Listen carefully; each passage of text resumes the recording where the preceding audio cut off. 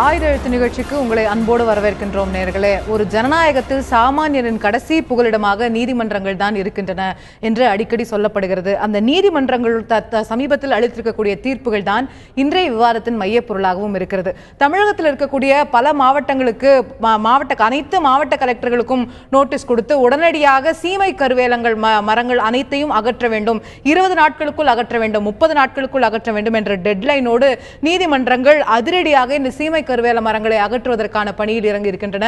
நீதிபதிகளே நேரடியாக சென்று பல இடங்களில் ஆய்வு நடத்தக்கூடிய புதிய காட்சிகளை கூட நாம் பார்க்க முடிந்தது. ஆதார் அட்டைகளை ஏன் கட்டாயமாக்குகிறீர்கள்? அனைத்து சமூக நலத்திட்டங்களுக்கும் ஆதார் என்பது தேவையா? அதை கொடுக்க வேண்டுமா?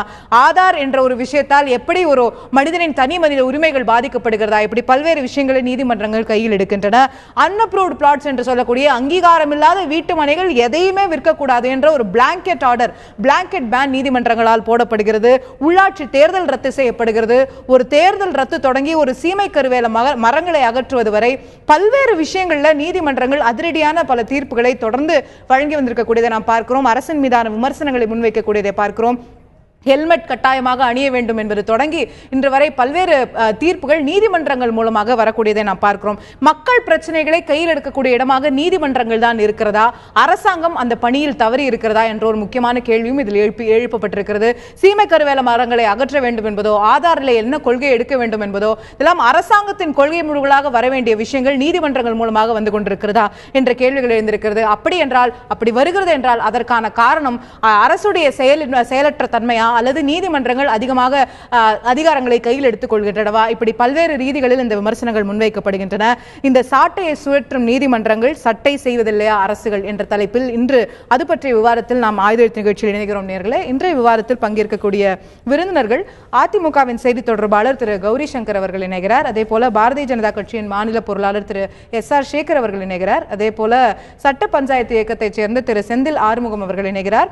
ஓய்வு பெற்ற நீதிபதி திரு அருள்ராஜ் அவர்களும் இந்த நிகழ்ச்சியில் இணைகிறார். 4 பேரும் நிகழ்ச்சிக்கு அன்போடு வரவேற்கின்றேன். நான் திரு செந்தில் ஆறுமுகம் அவர்கள்ட்ட என்ன தொடங்கலாம்னு நினைக்கிறேன். அரசியல், அரசாங்கம், நீதிமன்றம் ரெண்டுத்துக்கும் வெளியே இருக்கக்கூடிய மனிதரா நீங்க ரெண்டுத்துடைய செயல்பாடுகளையுமே தொடர்ந்து அப்சர்வ் பண்ணி கொண்டு வரீங்க. சமீப காலங்களில் ஒரு விமர்சனம் தொடர்ந்து வைக்கப்படுகிறது. ஒரு அரசாங்கம் எடுக்க வேண்டிய கொள்கை முடிவுகளை வரையறுக்கக்கூடிய இடமாக நீதிமன்றங்கள் இருக்கிறதோ, பல விஷயங்கள்ல அரசாங்கத்துக்கு இன்ஸ்ட்ரக்ட் செய்யக்கூடிய விதமா ஒரு சரி தவறு, இந்த வழக்குல இந்த விஷயம் சரி இந்த விஷயம் தவறுங்கிறத தாண்டி கொள்கைகளை வகுக்கக்கூடிய இடமா, கைட்லைன்ஸ் கொடுக்கக்கூடிய இடமா, அரசாங்கத்தை வழிநடத்தக்கூடிய இடமா நீதிமன்றங்கள் மாறி வருகிறதா? அரசாங்கம் செய்ய வேண்டிய பல வேலைகளை இன்னைக்கு நீதிமன்றம் செய்து கொண்டிருக்கிறதா அப்படிங்கிறது பொதுவெளியில எழுப்பப்பட விஷயமா இருக்கு. உங்களுடைய பார்வை? பொதுவாகவே ஒரு நாட்டு நிர்வாகத்தில் ஒரு 3 முக்கிய அங்கங்கள் இருக்கு. ஒரு பக்கம் சட்டத்தை நிறைவேற்றக்கூடிய, சட்டத்தை இயற்றக்கூடிய நாடாளுமன்றங்கள் அண்ட் இங்க சட்டசபை. அந்த இயற்றப்பட்ட சட்டங்களை செயல்படுத்தக்கூடிய நிர்வாகம், ஐஏஎஸ் ஐபிஎஸ் அதிகாரிகள் கொண்ட நிர்வாகம். இந்த ரெண்டுக்கும் நடுவில் டிஸ்பியூட் பிரச்சனைன்னு வர்றப்ப அதை தீர்த்து வைக்க வேண்டியது நீதிமன்றம். இதை ஜனநாயகத்தின் 3 தூண்கள்னு சொல்றோம். இந்த 3 தூண்களும் ஒழுங்கா வேலை செய்யலையான்னு சொல்லி சுட்டிக்காட்ட வேண்டியது உங்களை போன்ற ஊடகங்களின் பணி 4வது தூணா இருக்குது. இப்படிப்பட்ட சூழல்ல இன்னைக்கு இப்ப நீதிமன்றங்களை பற்றி இந்த மாதிரி ஒரு விவாதம் வர்றதுக்கான அடிப்படை காரணமே எங்க வருதுன்னா, இந்த முதல் 2 அங்கங்களாகிய இந்த அரசியல்வாதிகள் மீதும் அரசு நிர்வாகத்தின் மீதும் மக்கள் நம்பிக்கை இழந்து போயிட்டாங்க.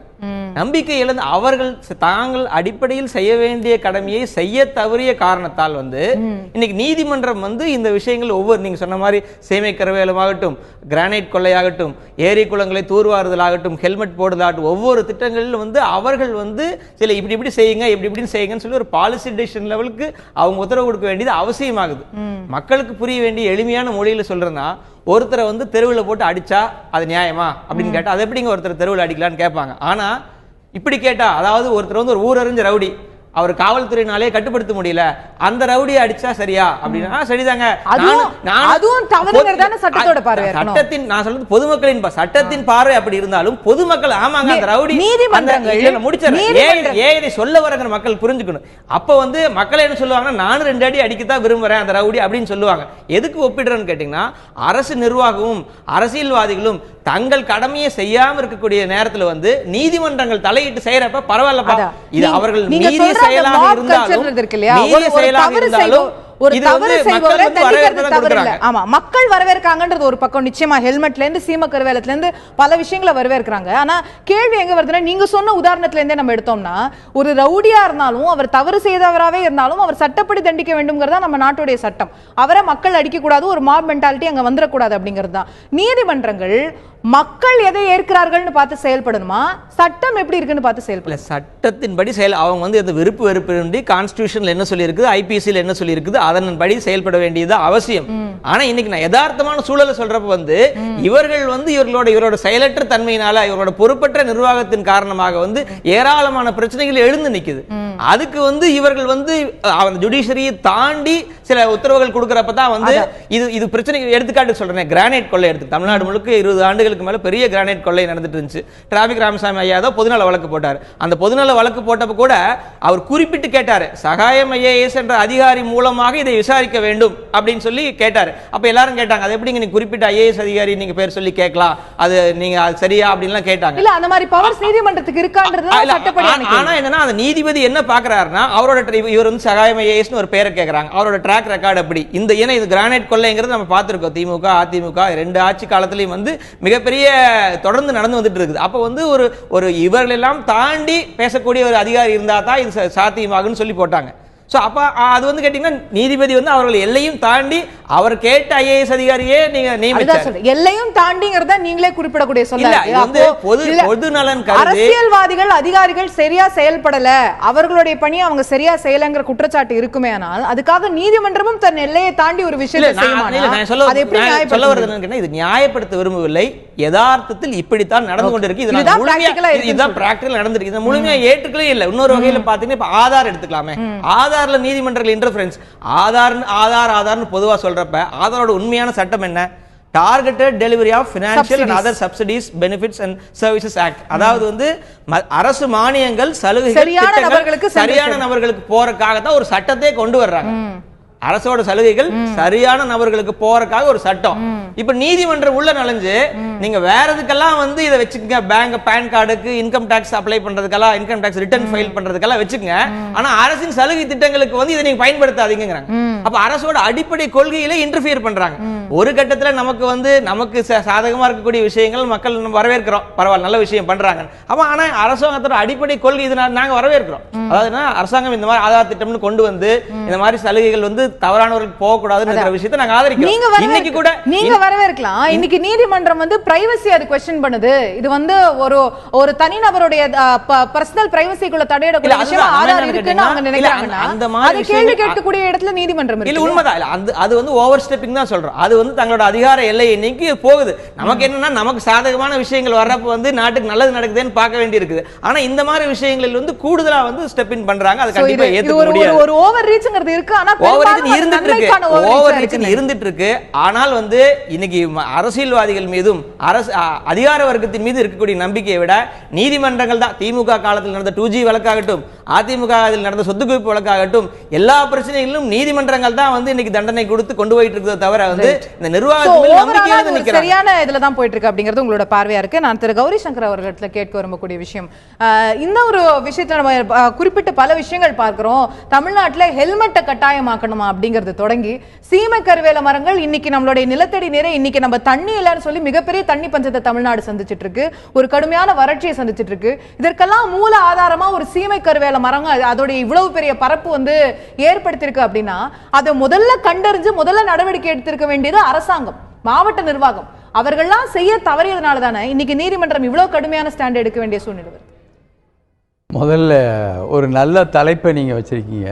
அதாவது எதுகை மூனையோட சாட்டை சட்டை அப்படின்னு கொண்டு வந்திருக்கீங்க. உங்களோட வாழ்த்துக்கள், நல்ல தலைப்பு. கோர்ட்டில் இப்போ சுப்ரீம் கோர்ட்டே எடுத்துக்கிறீங்களேன், நிறையா நம்மளுக்கு நல்ல காரியங்களாக நடந்திருக்கு. இப்போ காவேரி இஷ்யூ எடுத்துக்கிட்டிங்களா, ட்ரிபுனல் அமைச்சதில் இருந்து காவேரி இன்னைக்கு தண்ணி விடணும், இவ்வளோ விடணும் அப்படிங்கிறது மேனேஜ்மெண்ட் கமிட்டி கூட அதான் அமைக்க சொல்லியிருக்கு. இன்னும் நம்ம அமைக்கலைங்கிற ஒரு பிரச்சனை வகை சொல்லியிருக்கு. அதே மாதிரி முல்லை பெரியாறில் பார்த்தீங்களா, 132 அடியாக இருந்தது 142 அடிக்கு இப்போ 152 அடி கொண்டு வரணும் அப்படிங்கிற மாதிரிலாம் நம்ம கேட்டுட்ருக்கிறோம். பல விஷயங்கள் நம்முடைய மக்களுக்கு பயன்படக்கூடிய சில நிகழ்வுகள் வந்து ஜட்ஜ்மெண்ட்டாக வந்திருக்கு, வரவேற்கிறோம். தம்பி சொன்ன மாதிரி நல்லதும் வருது கெட்டதும் வருதுங்கிறது மாதிரி. அதே மாதிரி கெட்டதுகள் பார்த்தீங்கன்னா உங்களுக்கு என்ன சொன்னீங்க, இல்லை, சொத்து குவிப்பு வழக்குகள் தீர்ப்பு கொடுப்பது வார்த்தையே சொத்து குவிப்பு வழக்கு. இட்ஸ் a disproportionate properties தான் தவிர சொத்து குவிப்பு வழக்கு. திரு கௌரி சங்கர், இதே விஷயத்தை நம்ம ஏற்கனவே நிறைய முறை விவாதிச்சிருக்கோம். தம்பி சொன்னதால நான் சொல்ல வேண்டிய பிரிவென்ஷன் ஆஃப் கரப்ஷன் ஆக்ட்ல வந்த தீர்ப்பு, நம்ம அதுக்குள்ள இப்ப போக வேண்டாம். பிரிவென்ஷன் ஆஃப் கரப்ஷன் ஆக்ட் தம்பி அதனால பெருசா பேசறாரு. அதுல கரப்ஷனே இல்ல, சொத்து குவிப்பு மட்டும் தான் அப்படிங்கிறது நம்ம ஏற்கனவே இதே அரங்கத்துல அந்த கேஸ்ல பேசியிருக்கிறோம். இப்ப அவர் பேசுனதால நான் பதில் சொல்ல வேண்டிய கேள்வி சீமக்கருவேல மரம் பத்தினது. சீமக்கருவேலமா அதை பத்தி தெரிஞ்சவங்களுக்கு தான் தெரியும். இப்போ நான்லாம் ஒரு விவசாய குடும்பத்தில் இருந்து வந்தவன். நான் அது 100 வருஷம் ஆனாலும் அழிக்க முடியாது, யாராலையும் அழிக்க முடியாது. சீமக்கருவேல மரங்கள் இவ்வளவு பரவல். அதுக்கு பேர் இன்னொரு பேர் எங்க ஊர் பக்கம் சொல்றது வேலிக்காத்தான்னு சொல்லுவாங்க. அந்த வேலிக்காத்தானே ஊரா எந்த ஹைவேல பார்த்தாலும் கிராமமா அந்த மரம் பரவல். இன்னைக்கு ரோட்ல போனீங்கன்னா இன்னைக்கு கண்ணுக்கு பசுமையா இருக்கிறது அந்த வேலிக்காத்தான் தான். அதுவும் இல்லைன்னு சொன்னா ஒரே பொட்டலா இருக்கும். நமக்கு தேவையான மரங்களை நம்ம நடுவோம். நம்ம பசுமையா இருக்கிற வழியே இல்ல, சீமக்கருவேல மட்டும் தான் அதெல்லாம் முளைச்சு வரணும், தலைஞ்சு வரணும். இது வேலிக்காத்தாங்கிறது நம்ம ஊர் வேப்ப மரம் நடுவோம், நம்ம ஊர் புளிய மரம் நடுவோம், நம்ம ஊர் எவ்வளவு மரங்கள் இருக்கு. கேளுங்க, நான் கொஞ்சம் விவரமா சொல்றேன், கேட்டுக்கங்க. மானாமதுரை, இளையாங்குடி, ராம்நாடு இந்த ஊரெல்லாம் பார்த்தீங்கன்னா விவசாயம் பண்றதுக்கு விவசாயிகள் கிடைக்கவில்லை, லேபரே கிடைக்கிறது இல்லை. இவன் வேலிக்காத்தா முளைச்சிட்டு இருக்கு. ஒரு ஏக்கருக்கு 10,000 ரூபாய் வருஷத்துக்கு அவனுக்கு கிடைக்குது. இது வந்து அவனுடைய அடிப்படை பிழைப்புக்கு கிடைக்கக்கூடிய காசாக இப்ப நடந்துட்டு இருக்கு. ஜட்ஜ்மெண்ட் வந்து பிராக்டிக்கல் நாலேஜ் இல்லாம அதனுடைய தன்மை தெரியாமல் இவன் அன்னை வைக்க கூட தான் அதை உடனே அதை அழிக்கணும் பண்ணுங்க. பழிக்கவே முடியாது. இந்த காரணத்தை நீதிமன்றத்தோட தீர்ப்பு பிராக்டிகல் இல்லைன்னு, நீதிமன்றத்தோட தீர்ப்பு பிராக்டிகல் இல்லைன்னே வச்சுக்குவோம். அது இருக்கா இல்லையாங்கிறது நம்மளோட பார்வைக்கு உட்பட்டதில்லை. பட் இது இல்லைன்னே ஒரு வாதத்துக்காக வச்சுக்குவோம். சீமக்கருவேல மரங்களை பொறுத்த வரைக்கும் தமிழக அரசாங்கத்துடைய கொள்கை, அது கொள்கை நீங்கள் அவங்க கோர்ட்டில் சொல்லிட்டாங்க. அதை உடனே கலெக்டருக்கெல்லாம் உத்தரவு போட்டு எல்லாம் ரிமூவ் பண்ணுங்கிறாங்க. கலெக்டர் கூப்பிடுறாங்க, நோட்டீஸ் விடுறாங்க, நீ உடனே இதை அகற்றணும். நீ அகற்றவில்லை என்று சொன்னால் நாங்க அகற்றுவோம், உனக்கு 2 பங்கு சார்ஜ் நான் பண்ணுவேன் மிரட்டுறாங்க. இந்த கேஸ் வர வரைக்கும் என்னதான் பண்ணாலும் இல்ல மிரட்டலங்க, நீதிமன்றம் ஆர்டர் போடுறாங்க, அதை மிரட்டுறாங்க. நீங்க எப்படி சொல்றீங்க? நீதிமன்றம் மிரட்டல, கலெக்டர் மிரட்டிட்டு இருக்காரு. என்னோட கேள்வி, விவசாயிகளை கலெக்டர் மிரட்டுறாரு. ஏன்னா அதுக்கு அடிப்படை காரணம் அடிப்படை காரணம் உயர்நீதிமன்றம் கொடுத்த தீர்ப்பு. அதுதான் நான் சொல்றேன். கலெக்டர் மிரட்டுறாங்க. நீதிமன்றம் இந்த விஷயத்தை கையில் எடுத்து ஒரு உத்தரவை போடுறதுக்கு முன்னாடி வரைக்கும் இந்த சீமக்கருவேல மரங்களை பத்தி ஏதாவது ஒரு கொள்கை தமிழக அரசாங்கம் வகுத்திருக்கா? கிடையாது. சொல்லும்போது நீராதாரங்களை உறிஞ்சது எவ்வளவோ என்ஜிஓக்கள் அதை பத்தி பேசுறாங்க, எவ்வளவோ இடங்கள்ல எவ்வளவு விவசாயிகள் அதை பத்தி பேசுறாங்க. இந்த கருவேல மரங்கள் எங்களோட நிலத்தடி நீரெல்லாம் குறைச்சிருச்சுன்னு. அப்ப இது பற்றிய ஒரு பார்வையே இதுவரை தமிழக அரசாங்கத்துக்கு வரலன்னா நீதிமன்றம் தான் அதை செய்ய வேண்டியிருக்கு. கேளுங்க, நான் பேசட்டுமா? இந்த வேலிக்காத்தா வந்ததே ஆர் வி சுவாமிநாதன் ஒரு பழைய மினிஸ்டர் இருந்தார், அக்ரிகல்ச்சர் மினிஸ்டர், கவர்மெண்ட் ஆஃப் இந்தியாவில் இருந்தவர். அவர் தான் கொண்டு வந்தார் போட்டாருன்னு சொல்லுவாங்க. உண்மையா பொய்யாங்கிறது எந்த அளவுக்குன்னு எனக்கு தெரியாது. அது தேவையில்லாமல் பெருந்தலைவர் காமராஜர் சொல்லுவாங்க, காமராஜர் செய்யல, இது ஆர் வி சுவாமிநாதன் அவர்கள் கொண்டுட்டு வந்து போட்டது தான். இது எந்த வகையிலையுமே இதை வந்து எராடிகேட் பண்ண முடியாது. அதை முதல்ல தெரிஞ்சுக்கிறங்க. அதுக்கு ஹைகோர்ட் உத்தரவு, அதுக்கு எனக்கு தெரியும். ஹைகோர்ட் உத்தரவும் சுப்ரீம் கோர்ட் உத்தரவும் வேலிக்காத்தானுக்கு தெரியுமா? பண்ணவே முடியாது. ஏன்னா இன்னைக்கு நீங்க வெட்டிட்டு போனாங்க பின்னாடி வளர்ந்துகிட்டே வரும். இல்ல திரு கௌரி சங்கர், அதுவே உண்மையா இருக்கட்டும். நான் என்ன சொல்றேன், நீதிமன்றம் அதுக்கு சரியான பார்வை இல்லன்னே இருக்கட்டும். அரசாங்கம் ஒரு பாலிசியை வகுங்க. தண்ணி எல்லாம் உறிஞ்சுறது கிடையாது, அதெல்லாம் தவறான கண்ணோட்டம். எந்த விதமான சயின்டிபிக் ரிப்போர்ட் இல்ல. அது தண்ணி இருந்ததுன்னா செத்து போயிடும். நீங்க அந்த தண்ணி அதிகமா இருந்ததுன்னா வேலிக்காத்தான் செத்துரும். தண்ணியே இல்லாம இருந்தா தான் பசுமையா வளரும். ஒரு வெட்டுனான்னு வைங்க, அடுத்த 1 வருஷத்துக்குள்ள இப்படி ஒரு கம்பியா ஜஸ்ட் லைக் அப்படியே கம்பி மாதிரி சர்ன்னு மேல போயிடும். உங்களுக்கு 20 அடி 25 அடி. அந்த விறகுக்கு பயன்படுகிறது, கறிக்கு பயன்படுகிறது. இங்க கறி பண்ணி மூட்டம் போட்டு மகாராஷ்டிராவுக்கு ஏற்றுமதி பண்ணிக்கிட்டு இருக்கிறான் நம்ம ஆளுங்க. இத போய் வாழ்வாதாரத்தையே அழிக்கக்கூடிய மாதிரி ஒரு உயர்நீதிமன்ற உத்தரவு. அதுக்கு கலெக்டர்கள் விவசாயிகளை மிரட்டுறது. தமிழக அரசாங்கம் தன்னுடைய கொள்கையா வகுத்திருக்கான்னு கேக்குறேன். இல்லங்க, எங்களுக்கு சீமக்கருவேல மரம் வேணும் அப்படிங்கிற தமிழக அரசாங்கத்துடைய கொள்கையா? ஏதோ ஒரு கொள்கை. நீங்க இப்ப என்ன ஆயிடுச்சுன்னா, இப்ப உச்ச நீதிமன்றமே ஒரு அரசியல் தணிக்கையாளர் பொறுப்பை வந்து ஏற்றுக்கொண்ட மாதிரி ஆயிடுச்சு. நீங்க அப்பெல்லாம் சட்டம் சட்டத்திற்கு ஏற்ற தீர்ப்புக்கு ஏற்ற அதெல்லாம் இப்ப இல்லாம போயிடுச்சு. என்ன வேணாலும் எதை பற்றி வேணாலும் அவர்களுடைய ஜூரிடிக்ஷனை தாண்டி பல தீர்ப்புகள் வந்துட்டு இருக்கு. நான் உங்களுக்கு ஒண்ணு ரெண்டா சொல்லுவேன், நீங்க டைம் கொடுத்தீங்களா நான் சொல்றேன். கண்டிப்பா சொல்லுங்க. பாரதிய ஜனதா கட்சியை சேர்ந்த திரு SR சேகர் அவர்கள்ட்ட கேட்க விரும்பக்கூடியது, நீதிமன்றத்துடைய தீர்ப்புகளை பொறுத்தவரை மத்திய அரசாங்கத்துடைய பார்வை இருவேறாக இருக்கிறதோ அப்படின்னு. எதுலாம் நீதிமன்றங்களுடைய உத்தரவுகள் உங்களுடைய செயல்பாடுகளுக்கு இல்ல உங்களுடைய கொள்கைகளுக்கு ஒத்து போகிறதோ அங்கெல்லாம் உடனடியா ஏத்துக்கிறது, சில விஷயங்கள்ல ஏத்துக்க மறுக்கிறது அப்படிங்கிற மாதிரி இருக்கா அப்படின்றதுதான் சந்தேகமா இருக்கு. காவிரி வழக்குல காவிரி மேலாண்மை வாரியத்தை 4 வாரங்களில் அமையுங்கள் அப்படின்னு உச்சநீதிமன்றம் சொல்லும்போது இந்த மாதிரியான உத்தரவை இப்போ போடுறதுக்கு உச்சநீதிமன்றத்துக்கே அதிகாரம் இல்ல அப்படின்னு ஏஜி ஆர்கியூ பண்றாரு. நீட் எக்ஸாம்லயோ மற்ற வழக்குகள்லயோ நீதிமன்றம் ஒரு ஆர்டரை போடும்போது உடனடியே நீட்டுக்கு ஆர்டினன்ஸ் போட்டு உடனடியா மத்திய அரசாங்கம் அதை செயல்படுத்துகிறது. இதை எப்படி புரிஞ்சுக்கிறது? ஃபர்ஸ்ட் இந்த கேள்விக்கு பதில் இப்போ உடனே சொல்லிடுறேன். காவிரி மேலாண்மை வாரியத்தில் சுப்ரீம் கோர்ட்டுக்கு அதிகாரம் இல்லை என்பது 2009ஆம் ஆண்டு யூபிஏ அரசாங்கத்தில் கேஸ் செக்ஷன் நம்பர்லேருந்து இருக்குது. அதை போட்டு அது இல்லை என்கின்ற சட்டத்தை சொல்லி இருக்கிறோம். சட்டத்தை சொல்லி தான் ஆகணும். அதனால் அதில் எந்த தப்பும் இல்லை. சட்டம் தான். அதே மாதிரி கவர்மெண்டோட பாலிசியா நீதிமன்றம் எடுக்க வேண்டிய டிசிஷன். நீட் இந்த கவர்மெண்ட்டினுடைய பாலிசி நீதிமன்றம் ரெண்டும் இணைந்து போகிறது. ஏன்னு கேட்டா நான் முடிக்கிறேன். உங்களுக்கான பாலிசி ஒத்து போகுது நீதிமன்றம் சொல்றது சூப்பர் இல்ல. அதாவது அது ஃபுல் பெஞ்சில் நீட்டு சம்பந்தமாக நீதிபதிகள் அமர்ந்து முடிவெடுத்து அந்த முடிவை இம்ப்ளிமெண்ட் பண்ண சொல்லி சொல்றாங்க. நாம அப்ப என்ன சொல்றோம், எந்த மாநிலத்துக்கும் அடிக்குவேட் டைம் இல்லைங்கிறதுக்காக ஆர்டினன்ஸ் போட்டு நிறுத்துறோம். இந்த நாட்டினுடைய அத்தனை மக்களும் ஒரு குறிப்பிட்ட அளவிற்கு சமமாக கல்வி அறிவில் உயர வேண்டும் என்கின்ற நோக்கம். அது ஏற்றுக்கொள்ளாது மற்றவர்களுடைய விருப்பம். அரசு சமமாக பாவிக்க வேண்டும் என்பது. இதை ஒரு பக்கம் வச்சிடும். நீங்கள் இப்போ சொன்ன வேண்டும் வேண்டாம் என்று நினைக்கிறது இல்லை. அதாவது இப்போ இந்த டிஸ்கஷனையும் நான் என்ன நினைக்கிறேன், ஒரு அனலிட்டிக்கலாக கொண்டு போகலான்னு நினைக்கிறேன். அதாவது சுப்ரீம் கோர்ட்டு இந்த விஷயத்தில் தவறு செய்து விட்டது, இந்த விஷயத்தில் சரியாக இருக்கிறது, இது எல்லை மீறியது என்பது அதற்கு ப்ரோஸ் அண்ட் கான்ஸை பற்றி மட்டுமே பேசாமல், கோர்ட் எல்லை மீறியதானே கேட்கல, கோர்ட் வர்டிக்ட் அரசு எப்படி பார்க்குறதுன்னு கேட்குறேன். இல்லை, அது அந்த விஷயத்துக்கு நான் வர்றதுக்கு முன்னால் நான் என்ன நினைக்கிறேன், இப்போ இதை அனலிட்டிக்கலாக பார்க்கலாம்னு நினைக்கிறேன். உதாரணமாக இப்போ ஒரு கோர்ட்டு நம்ம செந்தில் சொன்ன மாதிரி ஒரு 3வது தூணு, அது அதற்கு 2 பேருக்கு உண்டான டிஸ்பியூட்டை சரி பண்ணுறது. அப்படிங்கிறப்ப ஒரு சைக்கலாஜிக்கலாக பார்த்தா ஒரு பேரண்ட், ஒரு பெற்றோருடைய மனநிலைமையில் அந்த இது இருக்கிறது, தீர்ப்பு வழங்குகின்ற இடம். அதனால சைக்காலஜியில் பாசிட்டிவ் கிரிட்டிக்கல் பேரண்ட்னு சொல்லுவாங்க. அதாவது ஒரு மனிதர் தவறு செய்தால் அந்த தவறை வாலண்டரியாக போயோ அல்லது அட்வைஸ் பண்ணியோ திருத்துகின்ற ஒரு ஆசிரியரின் மனநிலைமை. அந்த ஒரு இடத்துல அது உட்கார்ந்துருக்கிறது.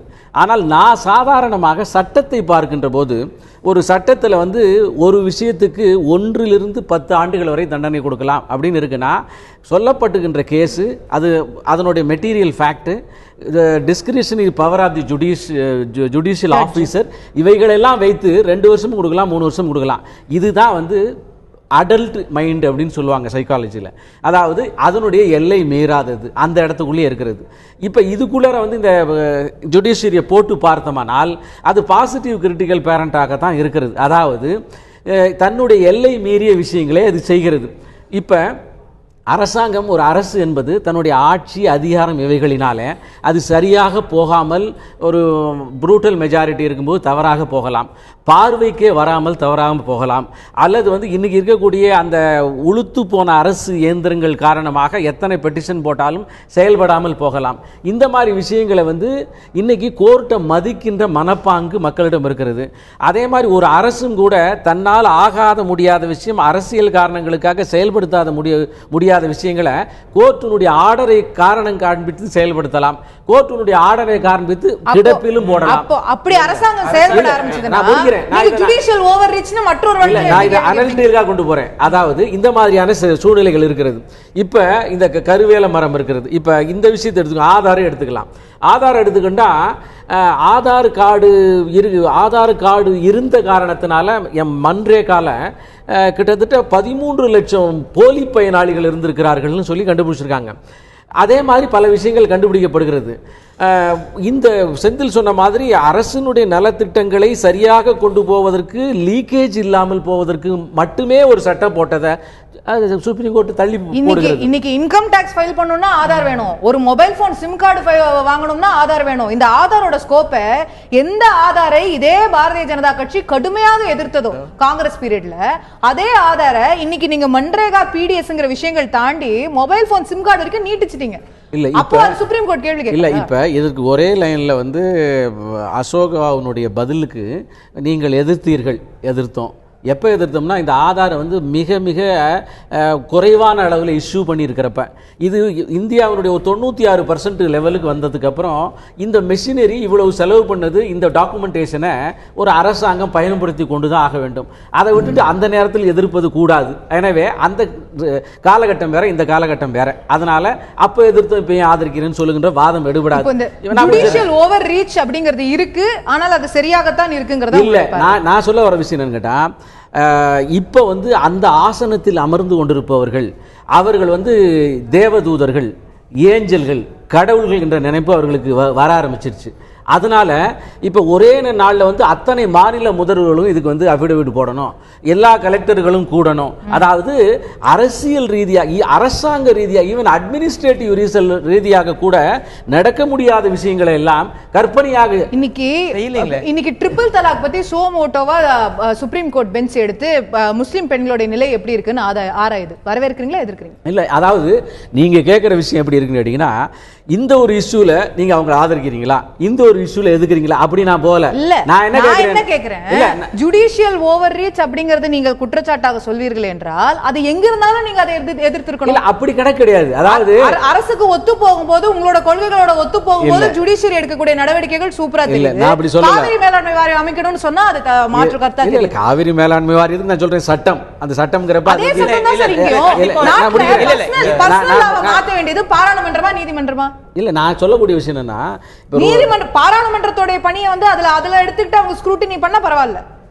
இல்ல, நான் சொல்லக்கூடிய விஷயம் ஒரு விஷயத்துக்கு துணை கேள்வியை கேட்டு அதுக்கு ஆன்சர் சொல்லிட்டு, காவிரி மேலாண்மை வாரியத்தை அமைக்கணும்னு உச்சநீதிமன்றம் உத்தரவு போடுறதுக்கு முன்னாடி வரைக்கும் அனைத்து தொலைக்காட்சி விவாதங்களையும் பாஜக பிரதிநிதிகள் என்ன பேசினாங்க, சப்ஜுடிஷியா இருக்குது, கோர்ட்ல இருக்குது, அதனாலதான் நாங்க போடல, கோர்ட் சொல்லிட்டு அடுத்த நாளே நாங்க இப்ப மேலாண்மை வாரியத்தை அமைக்கிறோம் எல்லாரும் பேசினாங்க. அப்ப சொன்னதுக்கு அப்புறம் தானே வந்து இன்னைக்கு மாத்தி பேசுறாங்க.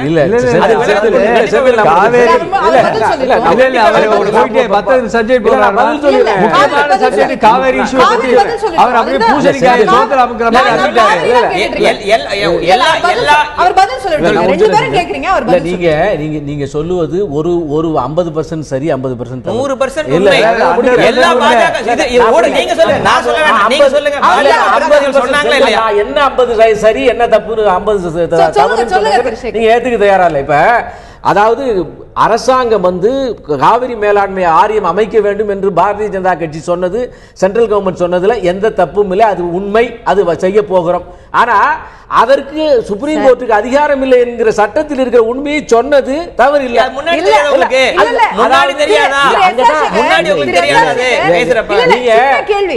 Additional solicitor general of India நாங்கள் தவறு செய்திருக்கிறோம், ஓவர் சைட்ல சொல்லியிருக்கிறோம் சொன்னதுக்கு அப்புறமும் பல முறை சொல்றதுல உங்களுடைய கொள்கை முடிவும் தான், அதுவும் நீதிமன்றமும் ஒரே விஷயத்தை தான் சொல்லிருக்குன்னா நீட்ல ஏத்துக்கிட்ட மாதிரி ஏத்திட்டு போயிருக்கலாம்ல. இல்ல, அதாவது அதுல இருக்கக்கூடிய பல விஷயங்கள் பேசப்பட்டிருக்கிறது. பாலிசில ஓவர் ரீச் பண்றீங்க, நாங்க தனியா சட்டம் ஏத்திக்கிறோம் அப்படி இல்ல ரெண்டு அதாவது மறுபடியும் சொல்றேன், பாலிசி டிசிஷன்ல இதுல அமைக்க வேண்டும் என்பதில் பாரதிய ஜனதா கட்சிக்கு எந்த மாற்று கருத்தும் இல்லை. ஆனால் இந்த நீட்டினுடைய விஷயத்துல பாலிசி டிசிஷன்ல கல்வி கொள்கையில எல்லாரையும் ஒன்றாக உயர்த்த வேண்டும் என்று நோ கான்ஃபிளிக்ட். நீங்க தான் ஒண்ணு மேல ஒண்ணு ஓவர்லாப்பிங்கா சொல்லுகிறீங்க. சட்டத்தையும் பாரதிய ஜனதா கட்சியுடைய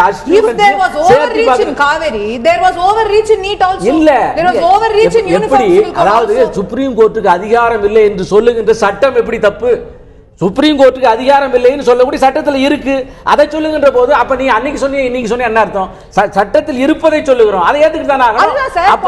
பாலிசிங்கிறது யார் ஃப்ரேம் பண்ணுவாங்க? நம்ம கான்ஸ்டிடியூஷன் வகுக்கலையா? Separation of powers. நான் சொல்வது சட்டத்தில் உள்ளதை முந்தைய அரசு, கான்ஸ்டிடியூஷன்ல உள்ளதை தான் சொல்றேன். முந்தைய அரசு சொல்லி இருக்கிறது, அதே சுப்ரீம் கோர்ட் ஏற்றுக்கொண்டிருக்கிறது, அதை சொல்லி இருக்கிறோம். அதனால அந்த சொலிசிஸ்டர் ஜெனரல் சொன்ன விஷயத்துல அவர் வந்து மாற்றி சொல்லி இருக்குன்னு சரி, அது தவறு இல்ல, உங்களோட பார்வையா இருக்கு. காவேரி இல்ல காவேரி இஷ்யூ நான் பேசி ஆகணும்.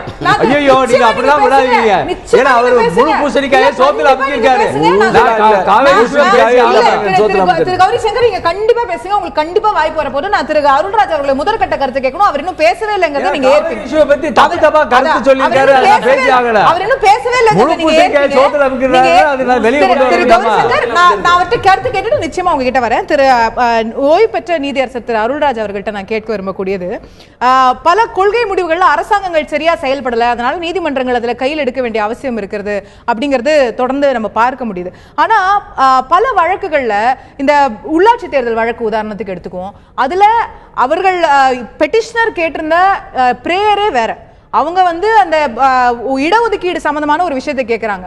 அந்த விஷயத்துல அவர்களுடைய கூற்றை நீதிமன்றம் ஏற்கவில்லை. ஆனால் வேறு ஒரு காரணத்தை வைத்து நீதிமன்றம் உள்ளாட்சி தேர்தலை ரத்து செய்கிறது. இன்னைக்கு மெடிக்கல் கவுன்சில் சம்பந்தப்பட்ட ஒரு வழக்குல என்ன அந்த மெடிக்கல் கவுன்சில சேர்த்துக்கலன்னு கேட்டு ஒரு தனிநபர் ஒரு வழக்கு தொடர்றாரு. அந்த வழக்கோட ஸ்கோப்பே எக்ஸ்பேண்ட் பண்ணி ஒட்டுமொத்தமா ஃபாரின்ல இருந்து படிச்சுட்டு வந்தவங்க எல்லாம் இங்க டாக்டரா இருக்கலாமா இல்லையான்ற ஒரு பெரிய கொஸ்டினை நீதிமன்றம் எடுக்குது. அப்போ கேட்ட பிரேயருக்கும் நீதிமன்றம் கொடுக்கக்கூடிய தீர்ப்புக்கும் இவ்வளவு பெரிய வித்தியாசம் இருக்கிறத எப்படி புரிஞ்சுக்கிறது? இல்லை, அது வந்து நம்ம சமுதாயத்தில் என்ன நன்மை வேணும் என்று தான் நீதிபதிகள் பார்க்குறார்கள். அவங்க சுயநலத்துக்கோ அவங்க தன்னிலத்துக்காகவோ எதுவும் பண்ணுறதில்லை. பொதுமக்கள், அதாவது இப்போ அரசாங்கம் காமன் பீப்புள் இருக்கும்போது ஒரு தராசை வச்சு எடை போட முடியும். அரசாங்கமும் பொதுமக்களும் அன்ஈக்குவலாக இருக்காங்க. அப்படி பார்க்கும்போது ஒட்டுமொத்த பொதுமக்களுக்காக என்ன பண்ண முடியும்னு தான் பார்க்குறாங்க. நீதிபதிகளும் வந்து சோஷியல் ரிஃபார்ம் ஆக எடுத்துக்கொள்கிறார்கள்.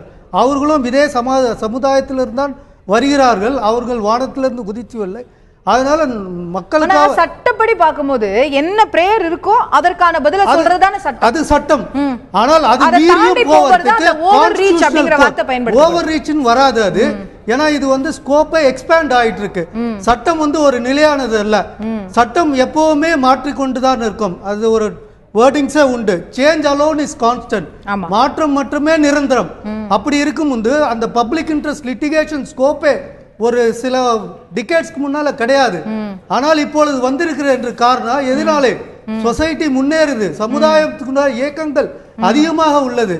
அதை மக்கள் ஆட்சி தருவர்கள் அதை வந்து சரியா பயன்படுத்தி அவங்களுக்காக கொடுக்க முடியாத காரணத்தினால் இவங்களுக்கு கட்டாயப்படுத்தி வர வேண்டிய நிலை இருக்கு. இப்போ காவேரி நான் சொல்லுகிறேன், போடணும்னு பாலிசி இருக்கு.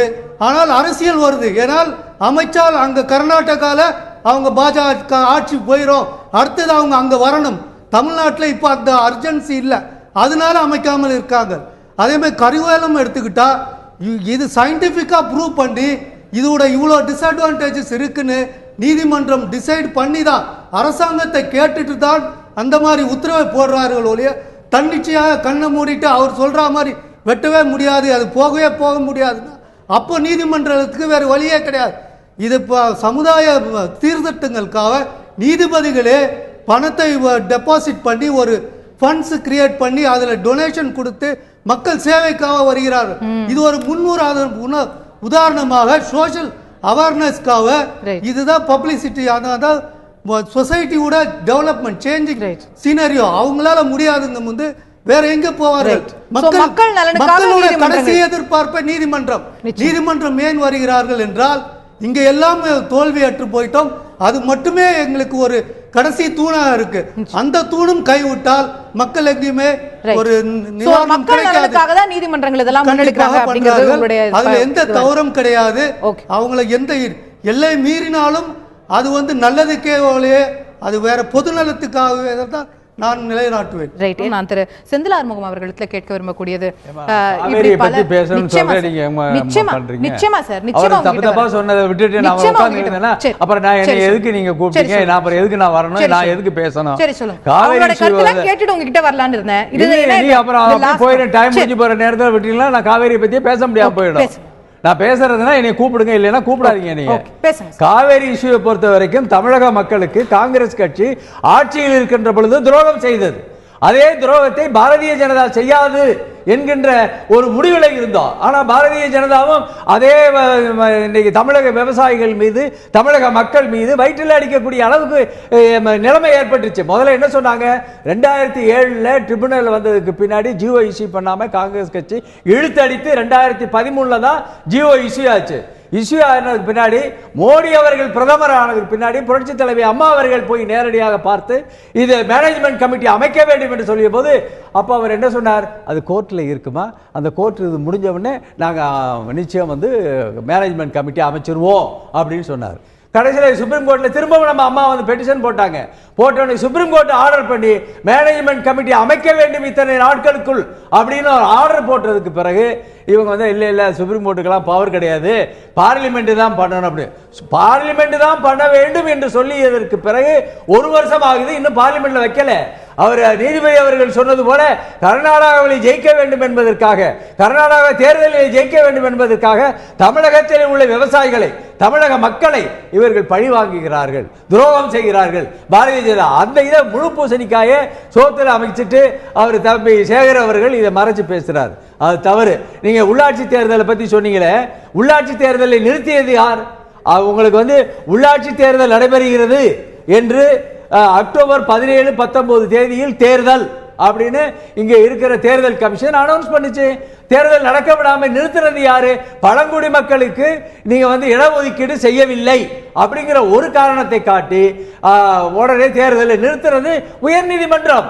உயர்நீதிமன்றம் நிறுத்தியது. இவர் இன்னைக்கு கேக்குறாங்க, உங்களுக்கு தேர்தல் நடத்துவதற்கு உங்களுக்கு ஐடியா இருக்கா இல்லையான்னு கேக்குறாங்க. 24 மணி நேரத்துக்குள்ளாக தேர்தல் ஒரு நோட்டிபிகேஷன் வரும், பின்னாலேயே அதிமுக வேட்பாளர் பட்டியல் 4,87,000 பேர் இல்ல. நீங்க அதான் தப்பு பண்றீங்க. ஒரு பிரின்சிபல் ஜஸ்டிஸ் இல்ல அப்படின்னு நீதிமன்றம் சொல்லுச்சு. அதே இல்ல 4,87,000 பேர் நாமினேஷன் ஃபைல் பண்ணிருக்கானா நேரம் கிடைக்காம அவங்களுக்கு பொழுதுபோகாம வந்து பண்ணுங்க. 4,87,000 பேர் எப்படி நாமினேஷன் ஃபைல் பண்ணாங்க? உங்களுக்கு சட்டம் நல்லா தெரியும். டியூ ப்ராசஸ் ஆஃப் லான்னு ஒன்னு இருக்கு. டிஎன்பிஎஸ்சி மெம்பர்ஸோட உறுப்பினர் இதை வந்து ரத்து செய்யும் போது நீதிமன்றம் என்ன சொல்லுச்சு, இந்த மெம்பர்ஸோட அவர்களுக்கு முழு தகுதி அதற்காக இருக்கலாம், அந்த இடத்துக்கு அந்த டிஎன்பிஎஸ்சி உறுப்பினரா வர்றதுக்கு. ஆனா அவர்களை நியமிப்பதற்கான சரியான சட்ட நடைமுறையை பின்பற்றுங்கள், பின்பற்றி திரும்ப இதே நபர்களை கூட நீங்க நியமிச்சுக்கோங்க. சட்ட நடைமுறை பின்பற்றணும். அவங்க தெளிவா 11 உறுப்பினர்களையும் அவங்க டிஸ்மிஸ் பண்ணி ஆர்டர் போட்டாங்களே தவிர you have to appoint the members அப்படிங்கிறதுக்கு கிடையாது. அவங்க சொல்றது எதுவுமே கிடையாது. சாட்டர்டே அன்னைக்கு யாராருன்னு சொல்லி நாமினேஷன் பண்ணுவாங்க, சண்டே அன்னைக்கு ஒரு நாள்ல கவர்னர் ஸ்க்ரூட்டினி பண்ணிட்டு அடுத்த நாள் ஆர்டர் போடுவாருன்னா எப்படி டியூ ப்ராசஸ் அவர் ஃபாலோ பண்ணாரு? இவங்களுக்கான பேக்ரவுண்ட் செக் எல்லாம் பண்ணாரா அப்படிங்கற கேள்வி கேக்குறீங்க. டிஎன்பிஎஸ்சி தானே கேக்குறீங்க. Tamil Nadu public service commission appointment of மெம்பர்ஷிப்புக்கு வந்து எந்த விதமான ரூலும் கிடையாது. ரூல் இல்லாம அப்பாயின்ட்மென்ட் எடுக்கற சாத்தியமே கிடையாது. இதே மாதிரி என்ன நடக்குதோ கவர்னர் எப்படி அப்பாயின்ட் பண்றாங்க? அந்த அரசு வந்ததுக்கு பின்னாடி கவர்னர் நியமனம் பண்றாங்க. எப்படி பண்றாங்க? அட்டானமஸ் பாடி. ஆமா, கவர்னருக்கு என்ன பவர்? அதே மாதிரி சர்வீஸ் கமிஷன் மெம்பருக்கு பவர் இருக்கு. அதுலயும் டிஎன்பிஎஸ்சி அப்பாயின்ட்மென்ட் செய்தது தவிர டிஎன்பிஎஸ்சி அப்பாயின்ட்மென்ட் ரூல்ஸ் இல்ல சொல்றது ஒரு ஆளுங்கட்சி பிரதிநிதி சொல்றது ஏத்துக்க முடியாது. எது வந்து ரூலிங் கவர்மெண்டோ அவங்க அப்பாயின்ட்மென்ட் பண்றதா மெம்பர். இது வந்து நூற்றுக்கணக்கான மாவட்ட செயலாளர் கட்சியில நீங்க அல்லாஹ் நடந்துக்கிறதுக்காக அல்லாஹ் சட்டம் நாயரே இந்த பேப்பர்ல அட்வர்டைஸ்மென்ட் போட்டு நீங்க அப்படி இது வரைக்கும் எங்க நடந்தது? இது வரைக்கும் நடக்கலன்றதால அதான் சட்டமா? இது வரைக்கும் நடக்கலன்றதால அதான் சட்டமா? அப்பாயின்ட்மென்ட் ஆஃப் மெம்பர்ஷிப் வந்து அந்த கவர்மெண்ட் செய்யறதானே தவிர நீ பேப்பர்ல அட்வர்டைஸ்மென்ட் போடு, நீ அப்ளிகேஷன் போடு, அது வந்து டெப்டி கலெக்டர் போஸ்ட் கிடையாது. நீங்க இருக்கிற அரசியல் நடைமுறை அது வந்து டெப்டி கலெக்டர் போஸ்ட் கிடையாது. அது வந்து டெப்டி கலெக்டர் போஸ்ட் கிடையாது. Agriculture officer post. சொல்ல வரது என்னன்னா எங்க செயலாளர் எங்க ஒன்றிய செயலாளர் வந்து நாங்க டிஎன்பிஎஸ்சி குள்ள போட்டுக்கோன்னு சொல்ல வர்றாரு. செலக்டட் பை தி கவர்மெண்ட் தான். இஷ்யூ வந்துச்சு. Sir, it is not sir, அதுக்கான ஒரு process இருக்கு சார். என்ன process சொல்லுங்க பார்க்கலாம். எப்படி process சொல்லுங்க. நான் உங்களுக்கு டிஎன்பிஎஸ்சி ஓட ரூல்ஸ் அண்ட் ரெகுலேஷன்ஸ் நான் வச்சிருக்கேன். கண்டிப்பா எடுத்துறேன். அப்படி எந்த ரூல்ஸ்மே கிடையாது. நான் கண்டிப்பா எடுத்துறேன். கவர்மெண்ட் அப்பாயின்ட் பண்றதா அப்பாயின்ட்மென்ட். அவங்க தான் இது பண்ணுவாங்களே தவிர மற்றபடி வேற இது வந்து அது 11 பேரையும் காலி பண்ணிட்டாங்களே, இன்னைக்கு சர்வீஸ் கமிஷனே நடக்காம இழுத்து மூடுற அளவுக்கு அங்க நீங்க போயிட்டு திரும்ப அதே ஆட்களை நியமிச்சுக்கோங்கன்னு சொன்னாங்க. இல்ல, இல்ல, நீதிமன்றம். அவங்க Follow the வந்தது due process of law. ராமமூர்த்தின்னு ஒரு அதே ஜட்ஜ். ஆட்களை இல்லம்மா, நியமிச்சுக்கோங்கன்னு சொன்னாங்க. ராமமூர்த்தின்னு ஒரு உங்களுக்கு ஜட்ஜ். அல்ல, அந்த rules ல அவரை தான் வந்து அவங்க சொன்னாங்க. தப்புன்னு சொன்னாங்க. அதுதான். அவரை மட்டும் நீக்கிட்டு மீதி பேரை வச்சிருக்கலாம் இல்லையா? எல்லாரும் 11 பேரையும் நீக்கிட்டா இப்ப சர்வீஸ் கமிஷனே நடக்காமல நிக்குது. திரு கௌரி சங்கர், நான் கேட்க வேண்டிய பல கேள்விகள் என்னால கேட்க முடியல. இன்னைக்கு நம்ம PIL பத்தி கேட்க வேண்டியிருக்கு, பல விஷயங்கள் இருக்கு. உள்ளாட்சி தேர்தலையும் 4,97,000 திரு கௌரி சங்கர், நான் நிகழ்ச்சியை முடிக்க வேண்டிய நேரம் வந்துருச்சு. இன்னும் 3 அத்தனை மெம்பர்களை போட்டு அவங்க நாமினேஷன் ஃபைல் பண்ணிருக்காங்க. தயவு செஞ்சு கொஞ்சம் புரிஞ்சுக்கோங்க. நான் TNPSC யோட ரூல்ஸ் உங்களுக்கு கண்டிப்பா நான் எடுத்துக்கறேன். நிச்சயமா நம்ம அதை பத்தி பேசுவோம். திரு SR சேகர், நீங்க பதிலளிக்க விரும்புவீங்க? இல்லை, இப்போ இந்த பக்ரா பியாஸ் மேனேஜ்மெண்ட் போர்டுனுடைய மாடலில் பண்ணணும் எதுக்கு சொல்லணும்னா, இந்த காவிரி மேலாண்மை வாரியத்தை பற்றி தமிழ்நாடுனுடைய தரப்பில் மத்திய அரசின் மீது முழுக்கமாக குற்றச்சாட்டு வைக்கப்பட்டு அதுதான் துரோகி, அதுதான் எல்லாத்துக்கும் காரணம்னு தொடர்ந்து எல்லா தளங்களிலும் எல்லாருமே பேசிட்டு வராங்க. இதை பார்த்ததற்கு பிறகு பக்ரா பியாஸினுடைய அடிப்படையில் கான்ஸ்டியூஷனலைஸ் பண்ணி இப்போ பார்லிமெண்ட்டில் லா பாஸ் பண்ணியாச்சுன்னா அதுக்கு வேலிட் இருக்குது. அதை வச்சு தான் நாங்கள் எல்லாம் பண்ணோம். பின்னால் டிஸ்பியூட் வந்தால் 2 மாநிலங்களும் கேட்கணுங்கிறது அது இல்லாதது வந்து வெளியிடாதுன்னு நம்ம சொல்லியாச்சு. ஏன் நீங்கள் பார்லிமெண்ட்டில் வைக்கல, உடனே பண்ண வேண்டுமே அண்ணன் வந்து செந்தில்லாம் ரொம்ப நல்லா கேட்குறாங்க. பார்லிமெண்ட்டில் யார் வைப்பதற்கு தயாராக இல்லை. கர்நாடகா, தமிழ்நாடு எல்லாத்தையும் ஒரு கான்சென்சஸ் கொண்டாங்க. முக்கியமான பில்களை எல்லாம் பார்லிமெண்ட்ல வச்சு ராஜ்யசபால தோற்கடித்து நான் கேட்கிறேன், தமிழ்நாட்டுடைய கட்சிகள் யாராவது முன் வரட்டும். தமிழ்நாட்டில் 39 பார்லிமெண்ட் எங்க உள்ளூர்ல இருக்கக்கூடிய 39 MP கவலைப்பட மாட்டேங்கிறான். அவங்க கவலையே இல்ல. அவங்க அவர்கள் எதுவுமே செய்ய மாட்டார்கள். மத்திய அரசு செய்யணுமா? நான் கேட்கக்கூடிய விஷயம் கேளுங்க. நான் சொல்ல வர்றது பார்லிமெண்ட்ல சட்டமாக்கணும் இல்ல, சட்டமாக்குறது எல்லா எம்பிகளும் ஒத்துழைக்கணும் இல்ல.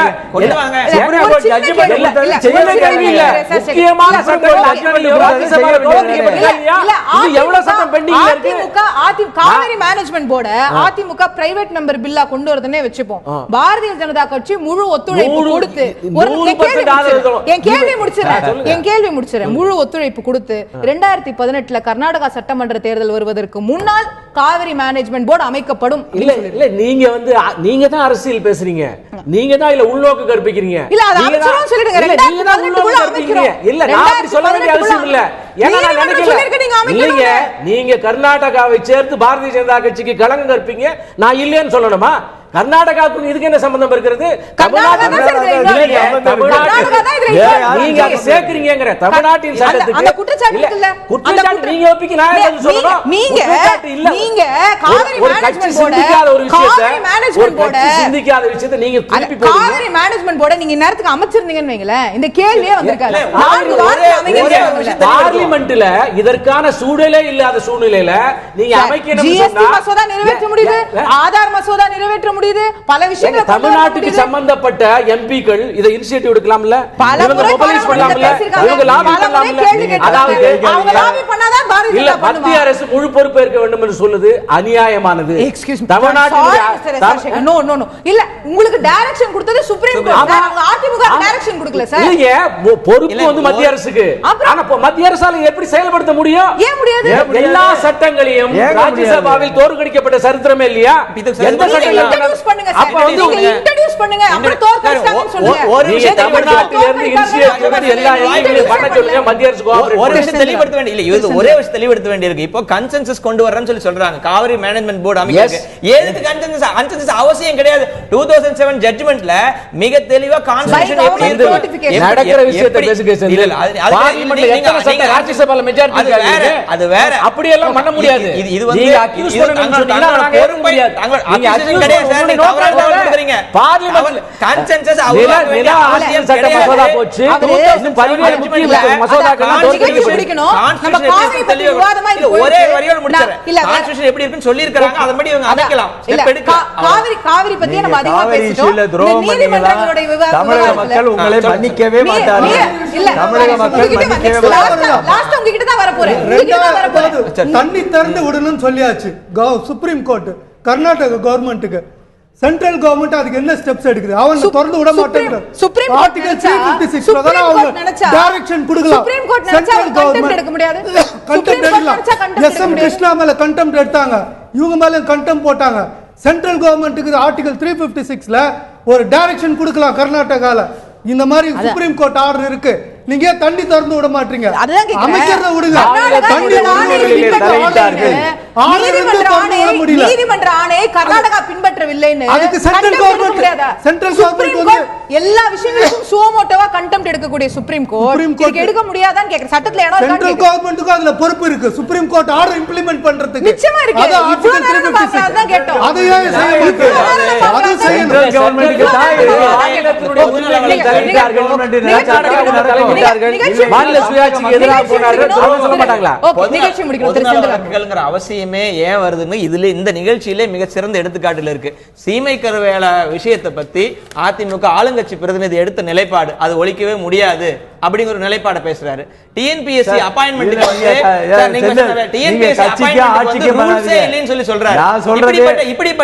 இப்படிப்பட்ட விஷயங்களை பேசுறாங்க. காவிரி மேனேஜ்மெண்ட் போர்டு அமைக்கிறதுக்கு எப்படிப்பட்ட நிலைப்பாடுகள் இருக்குன்னு சொல்லி பேசுறாங்க. இந்த மாதிரி மத்திய அரசும் இப்படிப்பட்ட நிலைப்பாடுகள் எடுத்துக்கிறதுனால எங்களை சாதாரண விஷயத்துக்கு கூட பொதுநல வழக்குகள் அப்படிங்கிற அடிப்படையில் நாங்க நீதிமன்றத்தை நாட வேண்டிய அவசியம் இருக்கு. எல்லாத்தையும் சொல்லிட்டு போறீங்க. சர்வீஸ் கமிஷன் அப்பாயின்மெண்ட் ஆர்டிகல் 316ல appointment and terms of office of the member பொறுப்பற்ற தன்மையால நீதிமன்றத்தின் தலையீடு அவசியமாகல. அப்பாயின்ட்மென்ட் எதுவும் கிடையாது. நிச்சயமா நம்ம இந்த டிஎன்பிஎஸ்சி பத்தியே நிறைய விவாதங்கள் நடத்திருக்கோம். நம்ம அதுல ரூல்ஸ் பத்தி விரிவா பேசிருக்கோம். அதே மாதிரி ரூல்ஸே இல்லாம எந்த 360ல வந்து டர்ம்ஸ் தான் இருக்கே தவிர மத்தபடி அவருக்கு குவாலிஃபிகேஷன் விவாதங்கள் நடத்திருக்கோம். அது ரூல்ஸ் பத்தி எல்லாம் பேசப்பட்டிருக்கு. நான் நிகழ்ச்சி நிறைவு செய்யணும். எஸ்எஸ்எல்சி படிச்சவரை மெம்பர் ஆக்கிருக்காங்க தெரியுமா உங்களுக்கு? வெறும் எஸ்எஸ்எல்சி படிச்சவரை மெம்பர் ஆக்கிருக்காங்க. குவாலிஃபிகேஷன் பத்தி இல்ல, அதுக்கான டியூ ப்ராசஸ்னு ஒன்னு இருக்கு. அப்பாயின்ட்மென்ட் வந்து சொல்லப்படுது. I'm very sorry I have to wrap the show. நான் நிகழ்ச்சி தற்போது நிறைவு செய்தாக வேண்டிய கட்டாயத்தில் இருக்கிறோம் நேயர்களே. பல விஷயங்களை நாம் பார்க்க முடிகிறது. நீதிமன்றங்கள் ஏன் ஒரு ஓவர் ரீச்சை எடுக்கிறதா என்ற கேள்வி வரும்போது அதற்கான அவசியம் இருக்கிறது என்ற பார்வை இங்கே பதிவு செய்யப்படுகிறது. மத்திய மாநில அரசாங்கங்கள் மக்கள் பிரச்சனைகளில் அவர்கள் கவனம் செலுத்தாதனால் நீதிமன்றங்கள் சில இடங்களில் தலையிட வேண்டிய அவசியம் ஏற்படுகிறது என்ற கருத்து முன்வைக்கப்படுகிறது. ஆனால் நீதிமன்றங்களும் தங்களுடைய அதிகாரத்தை தாண்டி பல விஷயங்களில் தலையிடுகிறார்களோ அப்படிங்கிற சில விமர்சன பார்வைகளும் தொடர்ந்து கொண்டிருக்கின்றன. நம்முடைய அரசியல் சாசனம் தெளிவாக இருக்கிறது. லெஜிஸ்லேச்சர், எக்ஸிகியூட்டிவ், ஜுடிஷியரி என்ற 3 அங்கங்களும் இணைந்து செயல்பட்டால் தான் இந்த நாட்டை நம்மளுடைய அரசியல் சாசனத்தின்படி நடத்தி முன்னெடுத்து செல்ல முடியும் என்பது இந்த 3 அங்கங்களும் இணைந்துதான் செயல்பட வேண்டிய கட்டாயம், இணைந்து மக்களுடைய நலனுக்காக செயல்பட வேண்டிய கட்டாயம் இருக்கிறது என்பதை நாம் தொடர்ந்து பார்க்க முடிகிறது. நிகழ்ச்சியில் கலந்து கொண்டு கருத்துக்களை தெரிவித்த 4 விருந்தினர்களுக்கும் நன்றி, பார்த்த உங்களுக்கும் நன்றி நேயர்களே. தொடர்ந்து இணைந்திருங்கள் தந்தி தொலைக்காட்சி.